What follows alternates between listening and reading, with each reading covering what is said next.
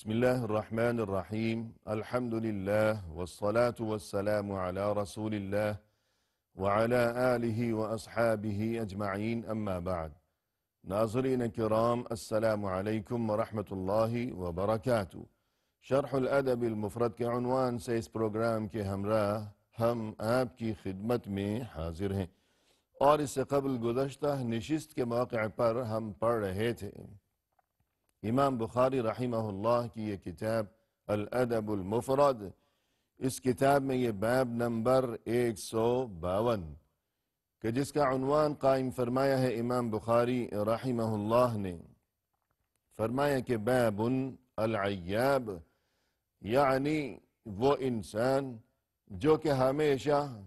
دوسروں کے عیوب کی تلاش میں رہا کرتا ہو تاکہ کسی کا عیب ہاتھ لگ جائے، اور پھر اس چیز کو سبب بناتے ہوئے یہ انسان اس دوسرے شخص کو معاشرے میں بدنام اور یہ کہ ذلیل و رسوا کر سکے اور اس کے لیے پریشانیوں کے سلسلے کھڑے کر سکے۔ تو یہ چیز دینی تعلیمات کی روشنی میں انتہائی قبیح ترین ہے یہ عمل، اور انتہائی ناپسندیدہ ترین ہے یہ عادت۔ جیسا کہ رسول اللہ صلی اللہ علیہ وسلم نے فرمایا، واللہ لا یؤمن احدکم حتی یحب لأخیہ ما یحب لنفسہ، کہ اللہ کی قسم تم میں سے کوئی شخص اس وقت تک حقیقی مؤمن نہیں بن سکتا تا وقت ہے کہ اس کی کیفیت یہ نہ ہو جائے کہ وہ اپنے ہر مسلمان بھائی کے لیے بھی اسی چیز کو پسند کیا کرے کہ جس چیز کو وہ خود اپنے لیے پسند کیا کرتا ہے۔ تو جب ہم خود اپنے لیے اس بات کو پسند کرتے ہیں کہ ہماری عزت اللہ کرے کہ قائم و دائم رہے، اور یہ کہ سبھی ہمارے ساتھ عزت و احترام سے پیش آیا کریں، اور یہ کہ اللہ کرے کہ ہم ہمیشہ معاشرے میں، برادری میں، محلے والوں میں کسی بھی قسم کی بے عزتی اور ذلت و رسوائی سے ہم ہمیشہ محفوظ و مأمون رہیں، تو پھر یہی چیز ہمیں معاشرے میں جو دیگر افراد ہیں ان کے لیے بھی اسی چیز کو ہمیں پسند کرنا چاہیے، اور سبھی کے لیے ہمارے دلوں میں یہی جذبات اور یہی سوچ کار فرما ہونی چاہیے۔ اور جیسا کہ قرآن کریم میں ارشاد فرمایا کہ وَيْلٌ لِكُلِّ ہُمَزَةٍ لُمَزَةٍ، بربادی ہے ہر عیب چننے والے، طعنہ دینے والے انسان کے لیے۔ کہ قرآن کریم میں خود اللہ عز و جل کی جانب سے یہ بربادی کی خبر دی گئی ہے قرآن کریم میں کہ وہ انسان جو کہ ہمز اور لمز کیا کرتا ہے، یعنی دوسروں کو طعنے دینا، لمز کے معنی اللمز باللسان، یعنی اپنی زبان سے کسی کے عیوب بیان کرنا، اپنی زبان سے کوئی اس قسم کی گفتگو کرنا جس میں کسی کے لیے دل آزاری کا اور بے عزتی کا سامان ہو۔ اور ہمز کے معنی ہے کہ ہاتھ پاؤں کے ذریعے کسی کا مذاق اڑانا، کسی کو ہاتھ کے اشارے سے کوئی گالی بکنا یا طعنہ دینا یا کسی کی نقل اتارنا، تو یہ تمام چیزیں عیب جوئی میں شامل ہیں۔ اور عیب جو قسم کا جو کوئی انسان ہے تو اس کے بارے میں قرآن کریم میں یہی خبر دے دی گئی ہے کہ اس کے لیے ویل، یعنی بڑی بربادی ہے۔ اور اسی معاملے کی نزاکت کی جانب متوجہ کرنے کی غرض سے امام بخاری رحمہ اللہ نے اپنی اس کتاب میں یہ باب قائم فرمایا ہے۔ اور اس باب میں ناظرین کرام ہمارے سامنے یہ ایک اثر ہے جس کا نمبر ہے 328. فرمایا عن ابن عباس رضی اللہ عنہما قال اذا اردت ان تذكر عیوب صاحبك فاذكر عیوب نفسك. عبداللہ ابن عباس رضی اللہ عنہما جو کہ خود بھی صحابی ہیں اور ان کے والد بھی صحابی ہیں، یعنی عباس ابن عبد المطلب رضی اللہ عنہ جو کہ رسول اللہ صلی اللہ علیہ وسلم کے چچا تھے، وہ بھی صحابی، اور ان کے یہ بیٹے ہیں عبداللہ ابن عباس، یہ بھی صحابی ہیں.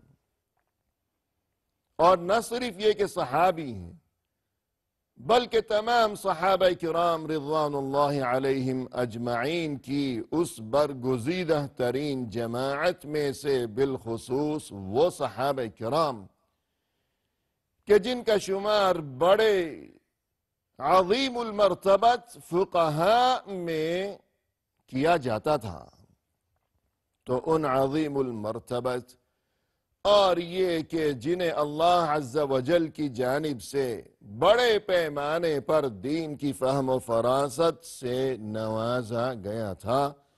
تو انہی میں یہ عبداللہ ابن عباس رضی اللہ عنہما کا شمار ہوتا ہے. لہذا ان کی ہر بات ہمارے لیے بہت بڑی اہمیت رکھتی ہے. تو ان کا یہ ارشاد یہاں درج فرمایا ہے امام بخاری رحمہ اللہ نے. فرمایا کہ اذا اردت ان تذكر عیوب صاحبك فاذكر عیوب نفسك. جب تمہارا یہ دل چاہے کہ تم اپنے کسی ساتھی کے عیوب بیان کرو، دل چاہتا ہے، کوئی ایسی محفل ہے، کوئی ایسا موقع ہاتھ آیا ہے، کوئی اس قسم کی گفتگو چل نکلی ہے کسی کے بارے میں کہ فلاں نے بھی کچھ کہا اور فلاں نے بھی کوئی بات کہی ہے، اس کے بارے میں تو سلسلہ چل نکلا ہے، تو اب موقع ہے کہ اس کے کچھ عیوب میرے علم میں بھی ہیں، تو ہر کوئی جب بول رہا ہے تو چلو میں بھی کچھ بول دوں. تو اگر تم اس چیز کا ارادہ کرنے لگو کہ اپنے کسی ساتھی کا کوئی عیب بیان کرنے لگو، اگر تم یہ بات تمہارے ذہن میں آئے، دل میں آئے، تو ایسا کرنے کی بجائے اس کے عیوب زبان پر لانے کی بجائے تمہیں چاہیے کہ فَاذْكُرْ عُیُوبَ نَفْسِكَ، اپنے عیوب کو یاد کرو. اس کے عیوب بیان کرنے کی بجائے اس بات کو سوچو کہ خود میں تو کوئی فرشتہ تو نہیں ہوں، خود مجھ میں بھی عیوب موجود ہیں، کتنی ہی خرابیاں میری سیرت و کردار میں پائی جاتی ہیں. تو پھر جب میری اپنی یہ کیفیت ہے کہ عیوب سے خالی تو، برائیوں سے پاک اور صاف تو خود میں بھی نہیں ہوں، لہذا جب میری اپنی کیفیت یہ ہے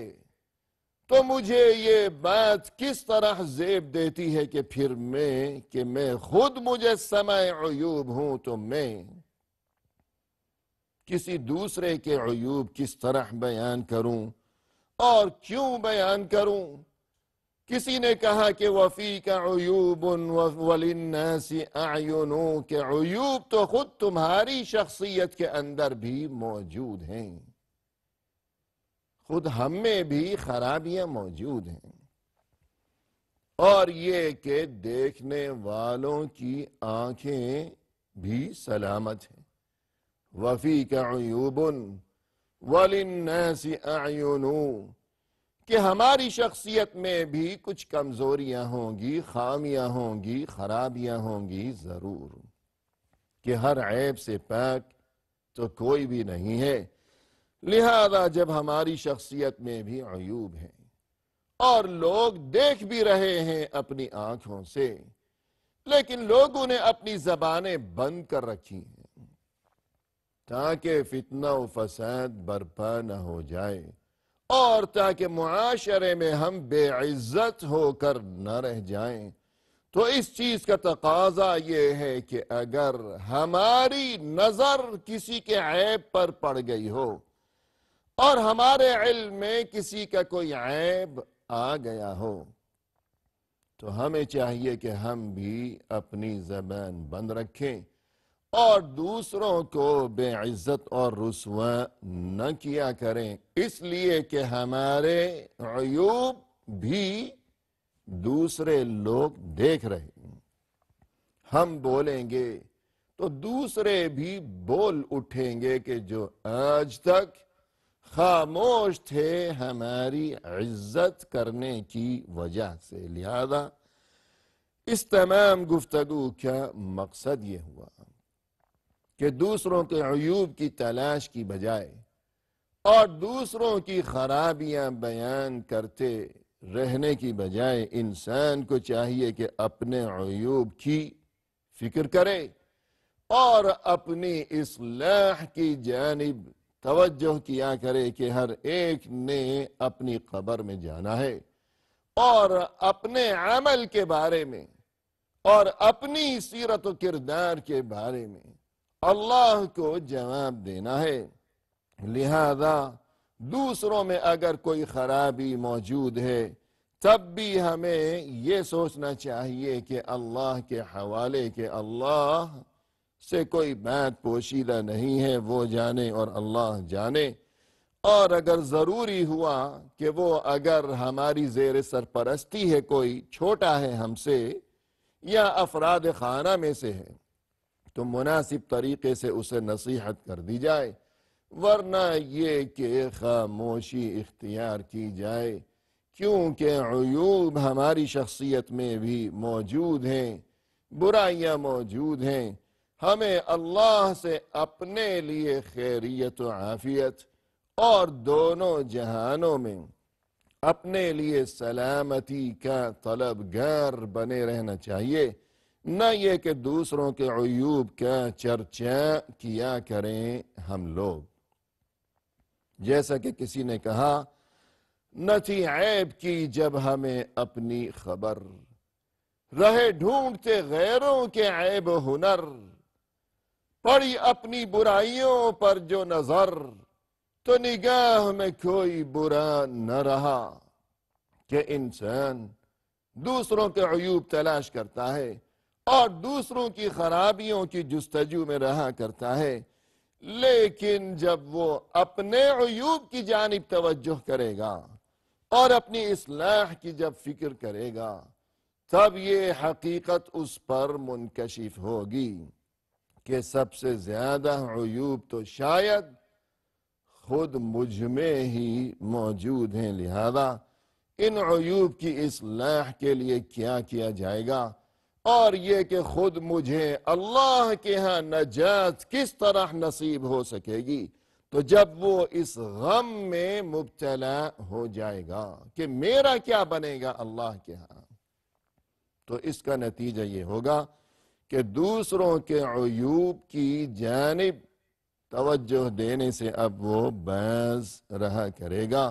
تو ابن عباس رضی اللہ عنہما کے ارشاد سے یہی بات سمجھ میں آئی کہ اذا اردت ان تذکر عیوب صاحبک فاذکر عیوب نفسک، کہ جب کبھی تمہارے دل میں یہ خیال آئے کہ میں اپنے فلاں ساتھی کے عیوب بیان کروں تو اپنے عیوب کو یاد کر لیا کرو تاکہ زبان کو لگام لگ جائے۔ اور اس کے بعد ناظرین کرام، ہمارے سامنے یہ ایک اور اثر ہے کہ جس کا نمبر ہے 329، اور یہ اثر بھی حضرت عبداللہ بن عباس رضی اللہ عنہما سے ہی مروی ہے۔ فرمایا ابن عباس رضی اللہ عنہما نے کہ عن ابن عباس رضی اللہ عنہما فی قول اللہ عز وجل وَلَا تَلْمِزُوا أَنفُسَكُمْ قال لا يطعن بعضكم على بعض۔ ابن عباس رضی اللہ عنہما نے فرمایا کہ قرآن کریم میں اللہ سبحانہ وتعالی کا یہ جو ارشاد ہے کہ وَلَا تَلْمِزُوا أَنفُسَكُمْ، تم آپس میں ایک دوسرے پر طعنہ زنی مت کیا کرو، یہ اللہ سبحانہ وتعالی کا ارشاد سورۃ الحجرات کی آیت نمبر 11 میں یہ ارشاد ہے، اس آیت کا یہ ایک حصہ ہے۔ تو فرمایا کہ وَلَا تَلْمِزُوا أَنفُسَكُمْ، یعنی تم آپس میں ایک دوسرے کو طعنے مت دیا کرو۔ تو یہاں پہلی بات تو یہ کہ وَلَا تَلْمِزُوا أَنفُسَكُمْ کا لفظی ترجمہ یہ ہوگا کہ تم خود اپنے آپ کو طعنے مت دیا کرو، انفسکم یعنی خود اپنے آپ کو۔ لیکن اس سے مقصود یہ ہے کہ آپس میں ایک دوسرے کو طعنے مت دیا کرو، تو اللہ عز و جل کی جانب سے یہ جو انداز اختیار کیا گیا کہ ایک دوسرے کو طعنے مت دیا کرو، اور الفاظ یہ استعمال کیے گئے کہ انفسکم، کہ خود اپنے آپ کو طعنے مت دیا کرو، تو اس میں یہی تنبیہ مقصود ہے کہ آپس میں تم سب ایک ہی ہو۔ اگر کسی کو ہم نے طعنہ دیا، کسی کو بے عزت کیا، تو اس کا مقصد یہ ہوا کہ ہم نے خود اپنے آپ کو طعنہ دیا ہے، اور ہم نے خود اپنے ہی ہاتھوں خود کو بے عزت کر ڈالا ہے۔ تو اس حقیقت کی جانب اشارہ مقصود ہے کہ آپ اس میں ایک دوسرے کو طعنہ دیں گے تو خود ہم اپنے لیے ہی بے عزتی کا اور پریشانی کا گویا انتظام کر رہے ہیں۔ تو فرمایا کہ یہ جو اللہ عز و جل کا ارشاد ہے کہ ایک دوسرے کو طعنے مت دو، وَلَا تَلْمِزُوا أَنفُسَكُمْ قال لا يطعن بعضكم على بعض، تو ابن عباس نے فرمایا کہ اللہ کے اس ارشاد کا مطلب یہ ہے کہ آپ اس میں ایک دوسرے کو طعنے مت دو، یعنی ایک دوسرے کو طعنے دینا یعنی عیوب بیان کرنا، برائیاں اور خرابیاں ایک دوسرے کی بیان کرتے پھرنا معاشرے میں، اس چیز سے ہمیشہ مکمل اجتناب لازمی ہے اور ضروری ہے۔ اسی کے ساتھ ناظرین کرام، آج کی اس ملاقات میں ہم آپ سے اجازت کے طلبگار ہیں۔ فی امان اللہ، وآخر دعوانا ان الحمد للہ رب العالمین۔